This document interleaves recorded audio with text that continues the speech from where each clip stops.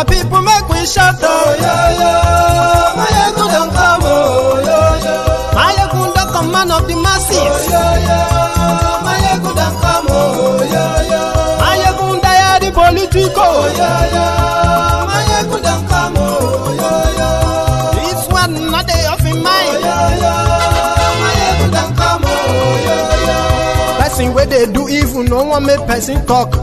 Them say that Mayegun, that man too they talk. He too they talk. Say Mayegun diary, he dey hot like pepper. But every day, then they take money in bulk.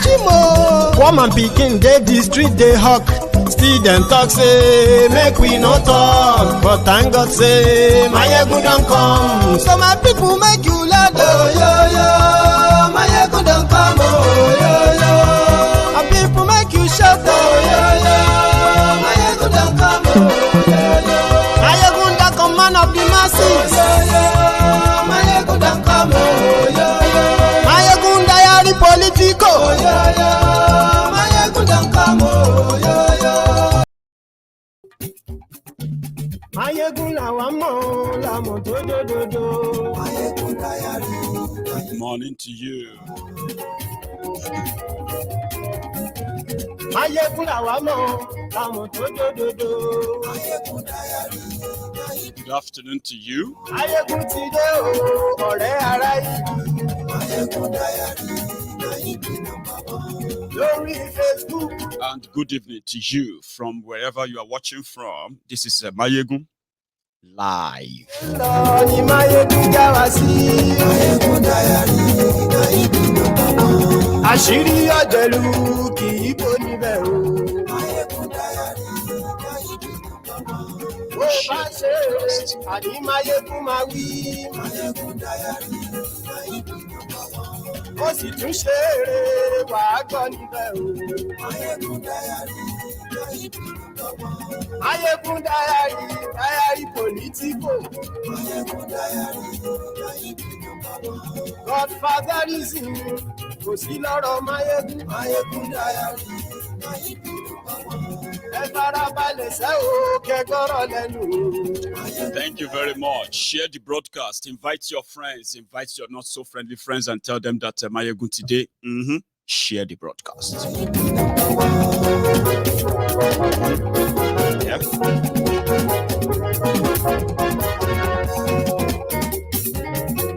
Àní ẹ̀sùn rákì. Mayegun ti dé. Thank you. Mayegun ti dé. Ọ̀jẹ̀lú ẹ̀sùn rákì. Mayegun ti dé. Àní ẹ̀sùn rákì. Mayegun ti dé.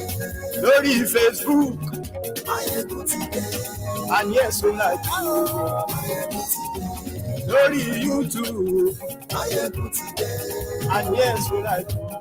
Mayegun ti dé. Ọba bá gbé wúrẹ́. Mayegun máa wí. Àní ẹ̀sùn rákì. Mayegun ti dé. Níjó ìgbádìyẹ. Mayegun máa wí. Thank you very much. So, as you are joining us, please do me that favor. Share the broadcasts. Invite those you think are connected to you on your own timeline and tell them that Mayegun is live. And once you have done that, you can sit back and relax before we have a full chat. Now, on your screen are the last 23 kidnapped victims of Abuja-Kaduna Railway. These are the victims, the last of them, to be released by the Boko Haram terrorists. As they were reunited with their families, there are other revelations coming up because the man that was involved in the negotiation for the release of these people when this started, his name, Turkor Mamu. Turkor Mamu is an associate of Sheikh Osama bin Gumi. Yeah? Now, he was the chief negotiator between the families of these people, the government, and the terrorists. In the last 6 months, for those who have regained their freedom,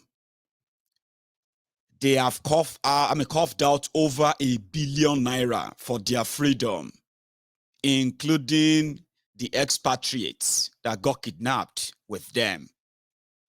Now, a lot has happened since the Abuja-Kaduna rail attack.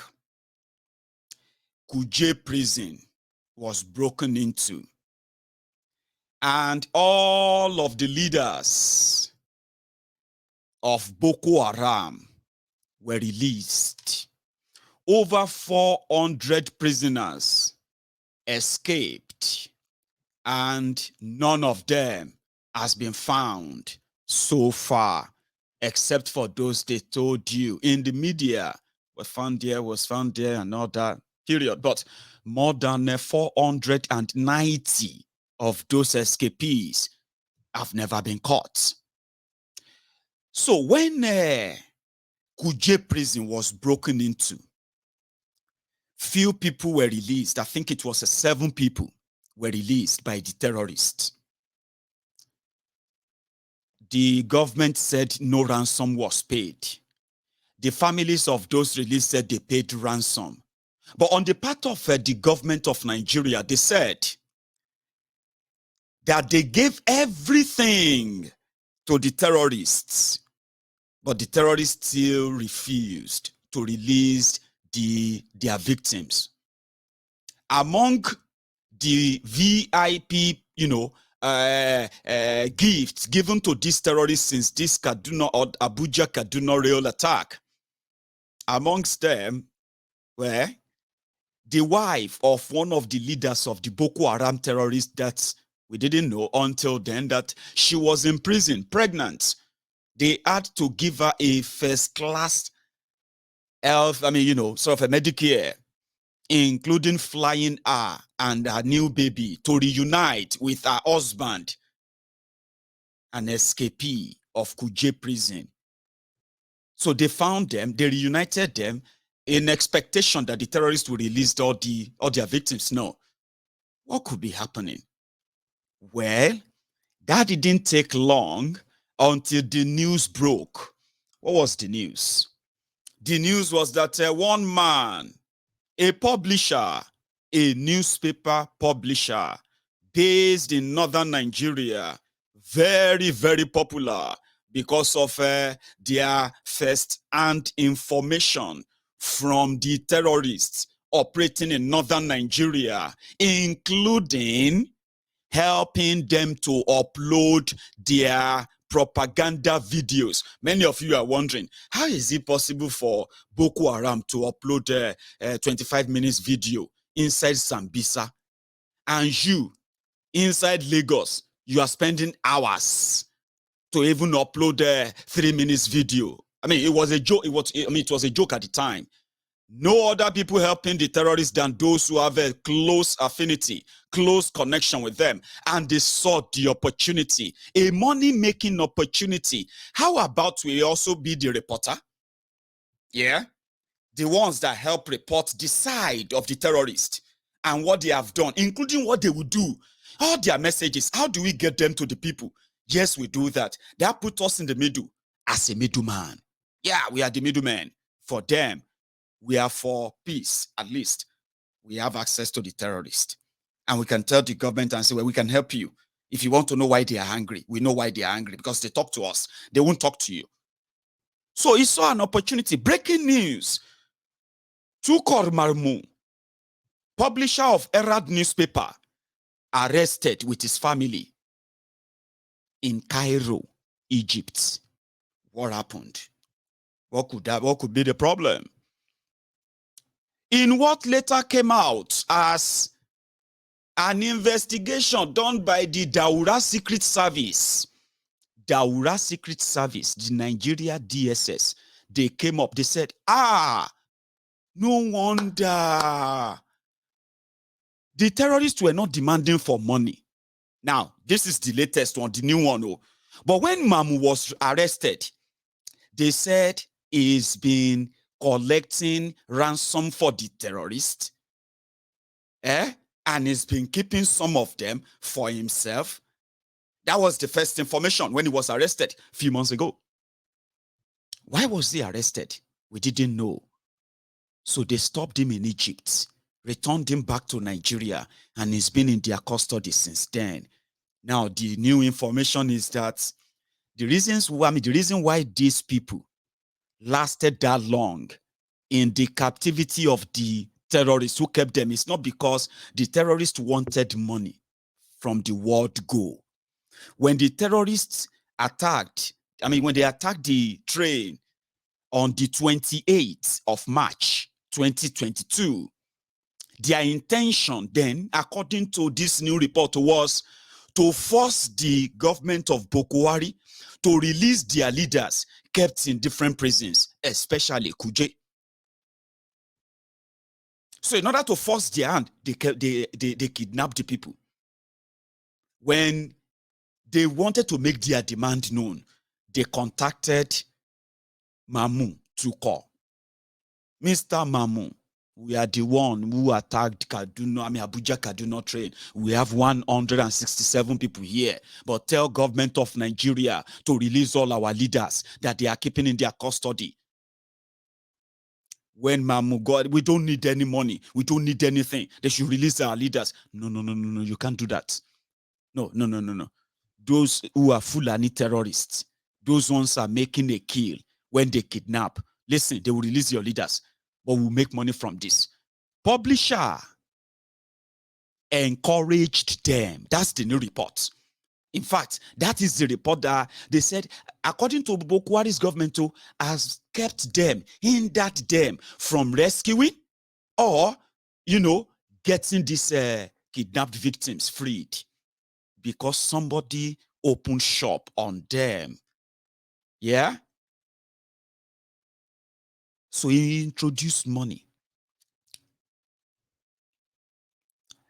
I don't know if he's the one who also introduced the easy passage for the terrorist to open up Kuje prison with no resistance, with the change of guard for hours, very close to Abuja, without any reinforcement, without any alarm raised, until even when the people were raising alarm, breaking news, Kuje prison under attack, we don't know what is going on in Abuja, outside Abuja they are shooting, all the Nigerian security, including the prison security, they went to bed. I don't know if Mamu contributed to that. But if you remember Danjuma, Theophilus Danjuma's words, he said, they collude. But we will work with the one they have released. Information they have released, which has tallied finally to your suspicion, many of us. When you see Sheikh Osama bin Gumi, who is bold, so courageous to go on the national televisions in Nigeria, and defend terrorists without any consequences. So Mamu, who happened to be the student of Gumi, do you really think he did what he did what they said is done, right? Without the tutelage of Gumi? Do you really think? I'll show you something. It is just to kind of refresh your mind, the world you are living in right now. When you are a victim, you are just a collateral damage to those who choose what is a crime and who is a criminal and which crime to punish, and then what is the consequences of every crime. You know what I mean? A rigged system. If you remember a while back, when Gumi was philosophical, without any consequences, it's sort of a refresher. I'll be back. Sheikh, critics would ask you the question, how much is the cows and cattle contributing to the Nigerian economy? That will warrant a group of persons who feel their cattle have been rustled by criminals, and not by state actors, but by criminals who take up arms against fellow citizens who are suffering the same problem they're going through. Yes, maybe about, I can say maybe 10% of the herders are the criminals, but 90% in the end, they took up weapons to protect themselves from extinction. This is the truth I'm telling you about. 90%, that's why they are ready. One, to lay down their arms. Two, they themselves, they can take care of the little remnants of the band of the criminals among them, because they don't want anybody to bring mayhem to them. So I think if there is a general amnesty, they are going to lay down their arms. They told us they are ready. So when somebody says ready to lay down his arms, you are saying no, you should not. You should continue fighting. And when they fight, they are the ones that are inflicting injury and inflicting harm to people. That you don't have there the military and the police to protect you. So I don't know what the logic we're using now. And let me give you an example, what people don't know about the Fulani. Look at what is happening in Ibadan. What is happening in Ibadan? Suddenly the Yorubas in Ibadan, not all of them, suddenly some few Yorubas in Ibadan decided to attack Hausas. Why? Because I don't know, whatever it is, they say Hausa, you see injustice going on without doing anything. If people who are supposed to be educated, who have schools, who have roads, who have any amenities of the government, can use, can suddenly attack innocent people they have been together with, innocently, because some other people did something. What do you expect somebody in the bush who is never schooled, who is never anything? So the Fulani herdsmen are fighting based on ethnic and tribal affiliations, just like the Yorubas are doing now in the south. In the south, the same thing, the same mentality. So Nigerians, whether educated or not educated, we need really to have another national orientation to see that how we live as a nation.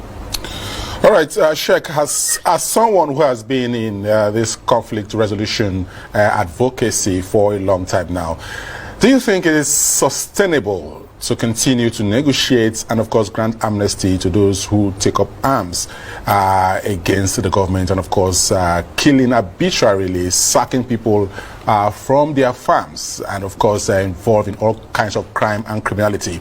Won't this kind of development send wrong signals to criminal-minded elements in other parts of the country who may be tempted to also take up arms against the states to draw government's attention to their plight? No, it's not possible to have another group just like the herdsmen have, because the herdsmen, they are conditioned by the environment they live to resist. Sheikh, we had the Niger Delta crisis many years ago, and in 2009, amnesty was granted. Not too long ago, I think within that same year, the issue of terrorism, which we are still battling, emerged in Borno State, and now we are having the problem of banditry. What's the guarantee that we will not have another kind or another dimension to this crisis from another region of the country? Yes, well, the guarantee we have is that the Boko Haram are using the Sambisa forest as a castle, as a sanctuary for them. And the Fulani herdsmen are using the various forests in the northern states as a, sanctuary for them. And the creeks is for the Niger Delta. Besides that, you don't have anywhere for criminals to hide. So once we get the Fulani to play down their arm, and then we can be able to man our forest and protect it from any other group from taking it over, I think it will be over. And in fact, as I've said, the Niger Deltas were protecting the pipelines. This Fulani, the good ones, can protect our forests. And I'm sure they can do it. Sheikh Gumi, you said that earlier that the bandits who are now kidnapping people and committing all sorts of crimes learnt their kidnapping from the Niger Delta militants, because they did that some years back. Yes, it's not, you see, social behavior is learned by induction. It's not when you see that other people are doing something and are getting profit from it, you will definitely do it. But Sheikh, you've also said that these people are stark illiterate and really ignorant about what's going on around them. How would they learn such vices from faraway places like the Niger Delta? No, when I'm saying they're ignorant, they have their trip to the south. You see, the Fulani man, when he goes into the south, like the ones they have been driven away, people have seen their change in behavior. They start drinking alcohol, they try taking drugs and all these things, which they don't do in the north because their parents are there. So it's actually when they change their, what do you call it, behavior, it is when they have this migration. And it's a particular age range. Those who are the cattle rearers, when they leave their young offsprings in the north, or the older ones, you don't have this behavior in them at all. Even as I'm talking of now, it's a small range group of youth that are involved in this kidnapping. And we see how we are talking with them, and they are ready to stop this way. So I don't see the logic why there should be any argument about negotiating with them at all. I don't. Sheikh, you've also said these people were driven into committing these crimes because of socio-economic factors. If there were, you said there were herdsmen doing genuine jobs and their cattle were rustled, they didn't have any money, they were forced into a life of crime. If there were that, in that socio-economic material situation which they couldn't sustain their businesses anymore, how then did they have money to buy these sophisticated combat weapons we've seen with them? That's a very good question for you. That's why they are kidnapping, that's why they are treating their victims inhumanely. They are extorting people to get money to buy weapons more and more. But they must get weapons to commit the crimes in the first place. No. So the weapons comes first before the crime. No. They get with weapons to protect them. Look, when they go into towns, they are lynched. They don't go into towns, they don't go into markets. So how do they get their money to protect themselves from the incursion of the military? Is to in the night they go out and kidnap rich people to get money to buy the weapons. Now they are, what I heard even from one victim of them, when he was able to pay his money, they said, yes, we are collecting this money to buy anti-aircraft missiles. All right. So you can imagine. We are putting pressure on a group of people which we can use other methods, kinetic methods to palliate the issue, but we are not doing what we are supposed to do. All right. I know it can be somehow kind of annoying. That's the right word. Annoying. Listening to him, his logic, the defense. But what I actually wanted you to see, I hope you paid attention. Because in that video was Tukor Mamu, the man that is now that happened to be the negotiator for the kidnapped Abuja Kaduna railway passengers. Is the student of Gumi.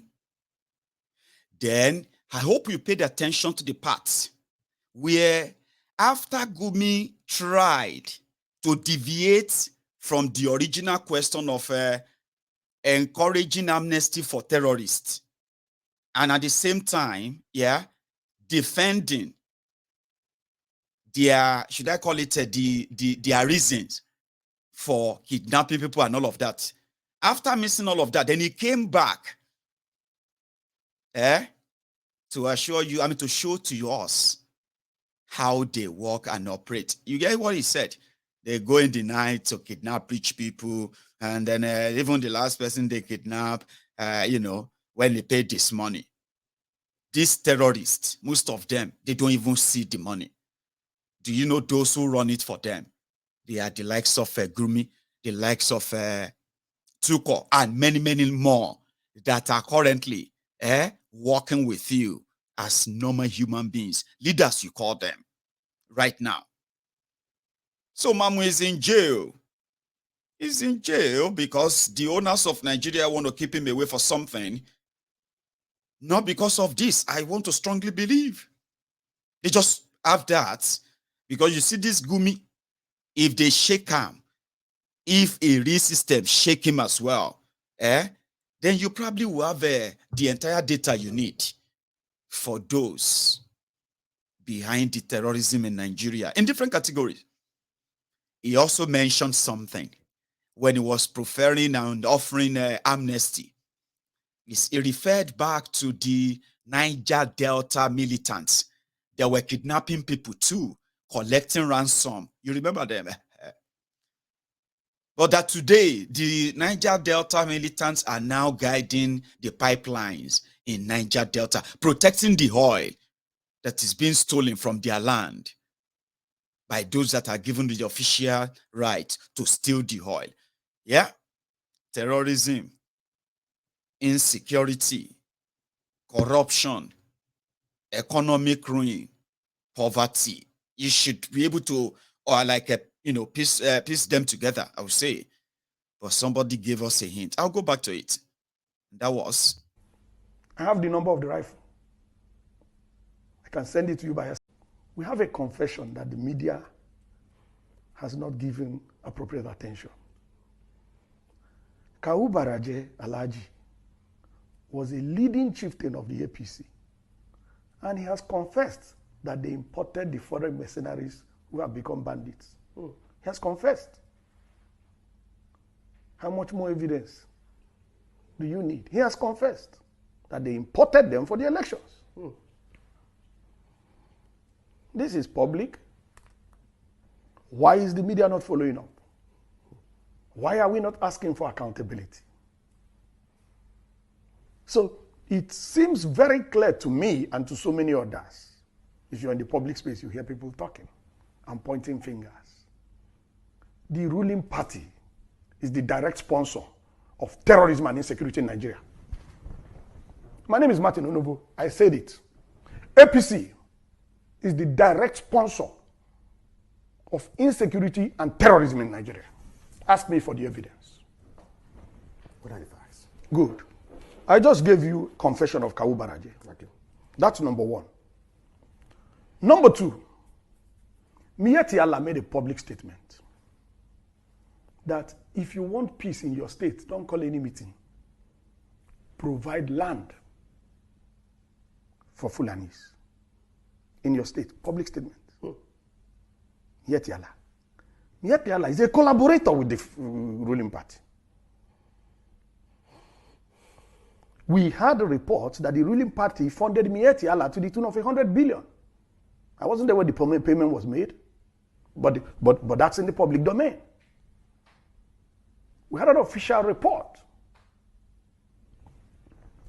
that the government of Nigeria was going to establish a radio station in collaboration with Miyetti Allah, where Fufude, the Fulani tribal dialect, will be the language of communication. Now, interestingly, Martins, sorry, if the audio should by any means suddenly go quiet, just keep typing it. No sound, no sound, no sound. I'll get it within 60 seconds. At least I'll do my best to look on the side. The screen, there's a screen beside me here, or in front of me, or on to my left. So when I look at that and I see no sound, no sound, no sound, I'll quickly fix it. Okay. I think my equipments are like a year old and they're outdated now, due for upgrade.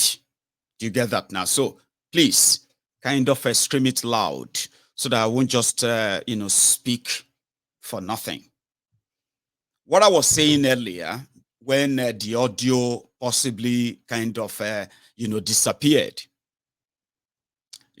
is that when you look at those who are standing as negotiators, middlemen, some of them hiding behind the banner of journalism and all of that, right? If you look beyond all the facade, you will see the real movers, runners, and all of that that are sustaining this industry, this terrorism. And it is like intertwined from terrorism, which is insecurity, to the corruption therein, to collaboration, collusion, that finally will bring about the poverty that everyone is dealing with today. The main threat. But we know how it all started, and we know how it's been going. The report that Nigeria is bleeding, I don't think Nigeria is just bleeding anymore. I think Nigeria has bled to a comma. But you have the master propagandists in charge of all your institutions as a government. It's like having a strong hold on you. But you are not seeing that physically. Well, you should, by the way, you should feel it. That's exactly what you have. There is no way you can turn to and get any reliable data that can actually show to you, because they control all those, all those mediums and all that. 750,000 barrels of crude oil stolen in Nigeria every day. And guess the people, well, put it this way, just a few weeks ago, I would say maybe about 4 or 5 weeks ago, the reports came that Boko's government awarded a contract, security contract, to Tompolo, a once declared wanted militant leader from Niger Delta. So he became the pal of government. In this regard, he had a deal. His deal was to help them protect the multi-billion dollars pipeline that they have laid from their backyard, where the oil is, is being tapped, straight to the desert and God knows where else again. Now, the owners of the oil became the main guard for their own, and they'll have to watch it from other people stealing it. But it is, Nigeria is like, Nigeria is being run like a cartel. Do you get that now? Like your government, the people that are like it's like a cartel. I don't know where to start from. I mean, police are supposed to provide security, yeah, or protection, but they are actually the ones, aggravating and assaulting the same people they are supposed to protect, and in fact, framing them up, even killing them. You expect the military to defend the country and defend the people from that within the country. No, they are incapacitated in doing so, but they are so comfortable in unleashing them, in killing the same citizens that they swore to protect. That is, everything, whatever is like or put it this way, whatever is like, on the right with the rest of the world, when it gets to Nigeria, it's going to automatically turn upside down. You won't even know if it's to the left, to the top, or to the down. No, nowhere to be found. So they gave him the job. So you're going to start helping us to protect the pipeline. No explanation. Because the Navy, the military. Thank you. So thanks so much for quickly raising the alarm. Thank you. So I was saying something about those who were supposed to ordinarily keep us safe. It's their job. And it is in their own incompetence, or in fact collusion, that we are all left vulnerable, unsafe and poor. Okay? Nigeria government is run like a cartel. A cartel is where all that matter is results, which is the profit that comes from it. Anything else doesn't really matter. And even if people have to die for whatever reason, for any excuse or whatever, they will be termed collateral damage. So that's how a cartel run. You have Navy that gets budgets every year. You have other security agents that, you know what I mean? And then you have your oil, exploration region that requires 24 hours of surveillance due to the report that you are losing more than half, or nearly half of your supposed daily production, which has cut down your production, at the same time, cut down your revenue, and now you are running on deficit for the 5th time. For the 5th time in 5 years, so to say. 5 years budget. So don't worry, I have kind of sorted the audio. If yours is still acting up, I'm going to advise that you should take a cue and come out of it a little bit and go back in. Okay. So I got the message. I got it when somebody said that the volume was low. Okay, I got it. But for now, if your volume is still low, do me that favor. Okay, just come out of it and go back in on whatever device you are watching from, or just tap the button and push it up a bit. So you have seen the level of damages they have done in the areas of insecurity. You have seen what that has contributed to the economy, where people can no longer really grow food, except for the fake data that they continue to share to back up what cannot really be, in any way that doesn't comprehend with the reality out there. So Tompolo got a contract that Nigerian Navy and other Nigerian security agents couldn't do. And that job, like Sheikh Osama bin Gumi was suggesting, that job was to protect the facilities of Nigeria, as long as it's going to bring profits. Wherever, anything else doesn't really matter. So Tompolo, with the journalist, came out, and you know what he said? He found. They found that, you know what I mean? They found that there is a pipeline, a loading point from Excravos in that Niger Delta, 4-kilometer pipeline straight into the Atlantic Ocean. You get that?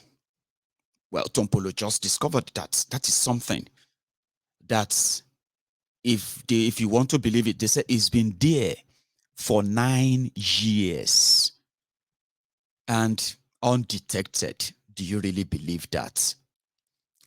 Do you really think me and you, let's even say we are from Niger Delta, you and I, or let me put it back to you. Let me not put myself in. If you are from Niger Delta, can you tell me that it is so easy that anybody, just anyone, that wanted to do it, can just lay pipeline and tap into the Nigerian, crude pipeline and tap into it, and they are pumping hundreds of thousands of crude oil into a waiting ship 4 kilometers away, ship on the Atlantic Ocean? Do you think that is something that an ordinary person like me and you can do? Over time, we've had reports. The reports of the Nigerian generals, retired generals, colonel, and this and that. The same people that are saddled with the responsibility of keeping those, But it is a different business for them. They opened it because Nigeria is run like a cartel. It's like a cartel. Everybody can pretend that it's not happening. Everybody can talk about it. They know. And if they want to make it look like, oh, something is, oh yeah, we just discovered. Oh yeah. 1 point. There are singular points. They don't know how many points. Oh, that singular point that they said Tompolo discovered, that has been in existence for 9 years, is pumping over 250,000 barrels of crude oil every day. Do you even know what 1,000 barrel is? Now, one drum, this one, no, it's not 1 liter per liter. We say per liter of oil, and no, you see that one drum, now barrel, that's in that big drum, blue drum, that's the barrel. I'm gonna take it to the bank. Imagine now pumping, you see those blue barrels, pumping that 250,000 of that into a waiting vessel on Nigerian water, Atlantic Ocean. That come on, man, that's not something you and I can do. That's not something that, no matter how smart you think you are, no matter how criminally minded you are, no militant can even do that. You know what is going on?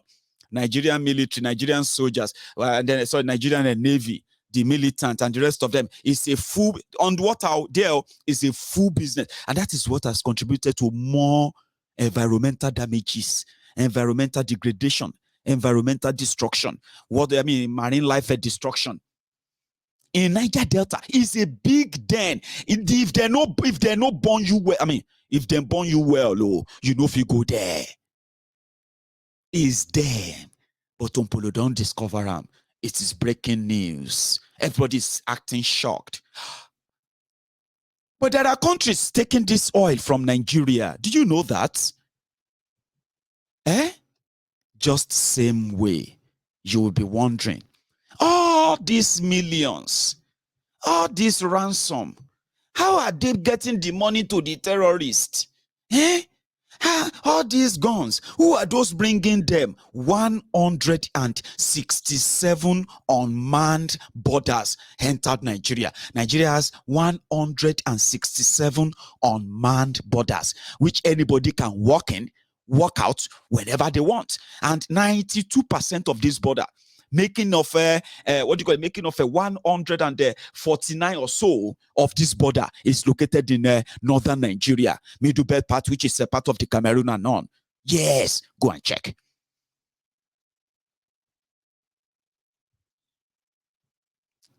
That is where everything is coming through because they allowed it. Yes, they did. They allowed it.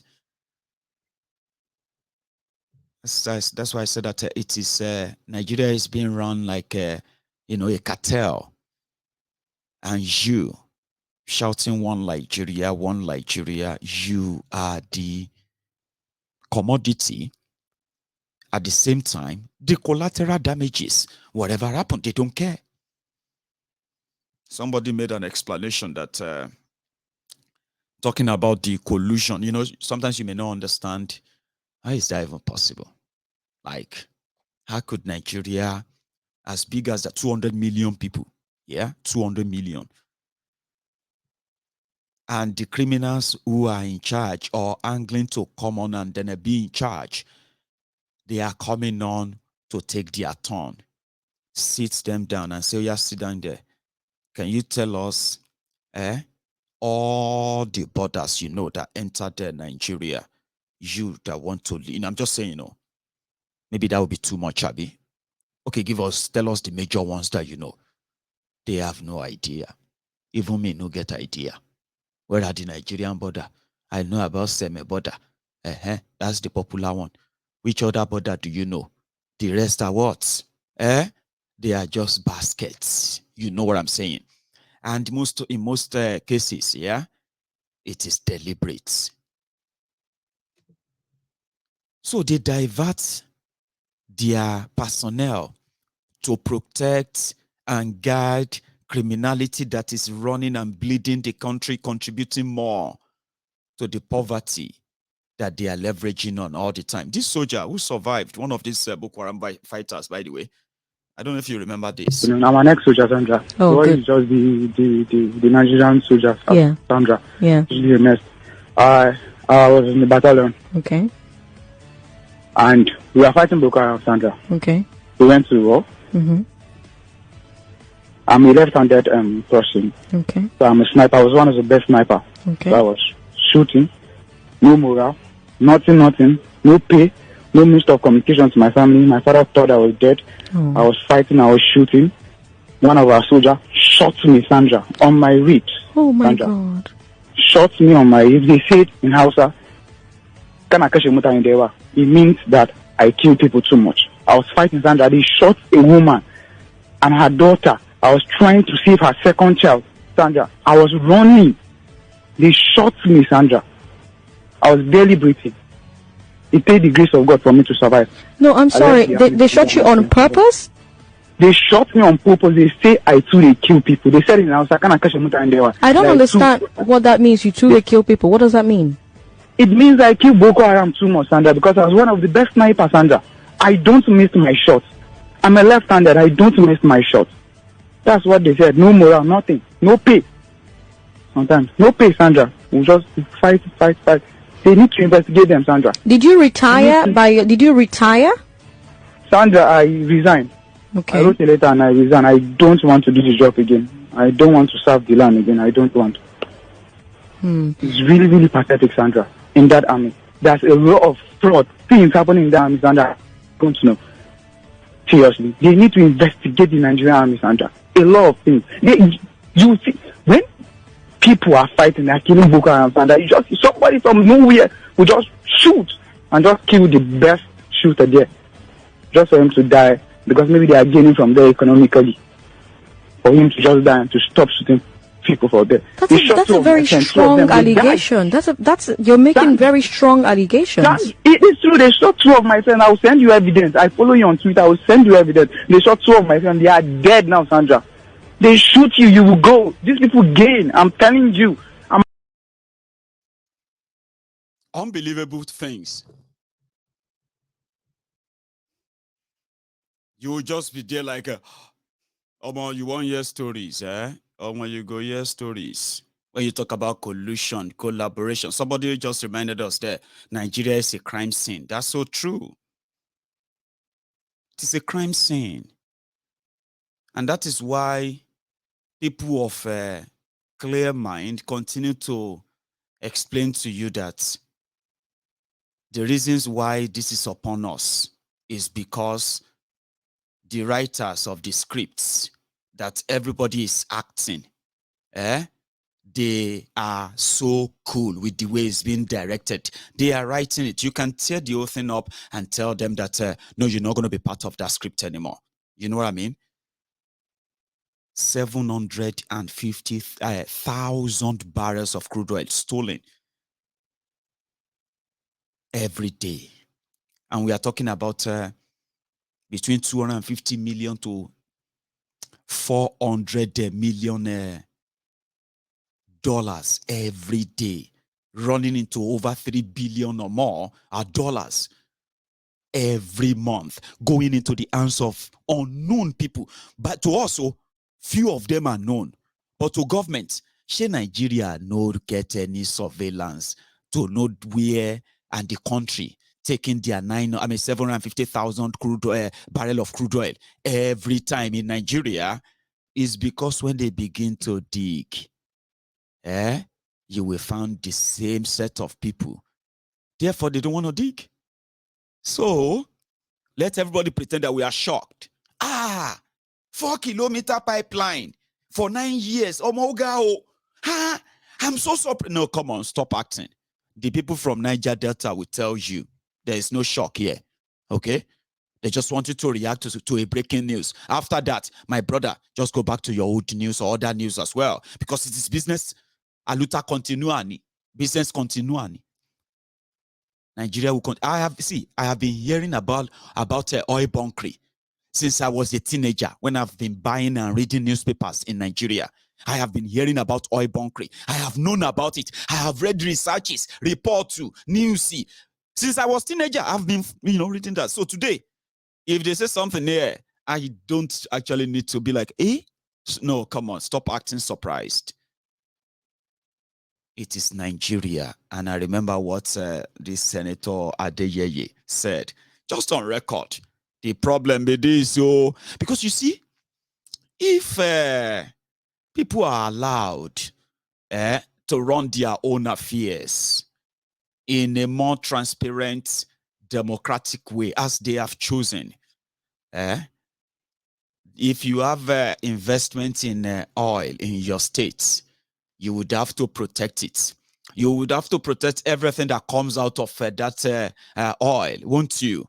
Because the lifeline of your people, of your state, your meeting up with your expected public services relies and depends on that. So you will protect it. No cabal, or you won't need any militant to help you protect that or help you guide the pipeline where you know what I mean. And then you won't need the terrorists, kidnappers to come and help you provide the security against kidnapping, like Gumi was suggesting. It is what it is. Like this senator said, just a flashback too, something to let you know that that we are here today, or where we found ourselves. It is not by accident. It is by the machination. It is by the orchestration. It is by the scheming of some certain criminally minded people, old as many of them are now. But the system itself is older than them because they are just sustaining the system. This place we found ourselves today is not by accident. It's not by our own making either. But it is by the master, scripts of the owners of Nigeria. And eventually we will tear the scripts. Don't worry. It's the credo of our republic. It says unity and faith, peace and progress. The truth is, whatever a man sows, the same he will reap. And that goes for a family, that goes for a tribe, that goes for a nation, and that goes for a multinational republic such as Nigeria. When a nation or republic cannot keep faith with justice and with the truth, it will never achieve unity. It will never achieve peace. And it will never achieve progress. Mr. President, sir, one of us quoted from this constitution and went ahead to make prescription for how to move forward. I dare to tell this nation today that this is the problem. This constitution can never give us progress. This constitution can never give us peace. This constitution can never give us unity. And unfortunately, most of us in this National Assembly, we don't have the spine to face what we need to give this republic to have peace and progress. What do I mean? This constitution has 68 items. 68 on the exclusive list. This constitution has only 12 on the concurrent list. And those 12 are written so nebulously, so fraudulently, that you know that the intention is to even undermine those concurrent lists. That is why those who want unity and peace in Nigeria must first remember that the name of our republic is not just Nigeria. The formal name of this republic is Federal Republic of Nigeria. Unfortunately, we don't run a federalist system in Nigeria. Otherwise, what is so unique about all those things that are in the exclusive list? We used to have a parliamentary system. And then we wanted unity, we wanted peace, we wanted progress, and we therefore said we are going to go with a presidential system. Honestly, there are many presidential systems in the world that have peace and progress. I can't quarrel with that. But we must put in place the same safeguards that presidential system across the world put in place so that you can have what it needs to run the society. In this chamber, we try to federalize the police system. In this chamber, we failed. We failed because we didn't summon the courage, the wisdom, the tenacity of purpose, and the vision, and the understanding of what is making nations across the world to work. a man from Otupo, was the DPO in my local government when I was chairman. The man did not speak Igbo in an Igbo local government. The man did not speak Yoruba in a Yoruba local government. Every crime is local. And the solution to every crime is local. The earlier that senators in Nigeria summon the courage to say, we should not continue to deceive ourselves. I know that police is costly. If we are going to allow some states to have police according to their own wishes, therefore, we must revisit the revenue formula, such as more money go to states. States are where the people live. States are where the problems occur. States are where local ingenuity can be brought to solve local problems. We have only to. In other words, let us break up this fraud and let us all go back to our own different localities and develop an idea that will prosper us, protect us, and guarantee us the desired living that we want, not just for ourselves, but for our children and children. That should be something that no one should be up against. But that idea is against the intention of the owners of Nigeria. Do you get that? But never, don't worry.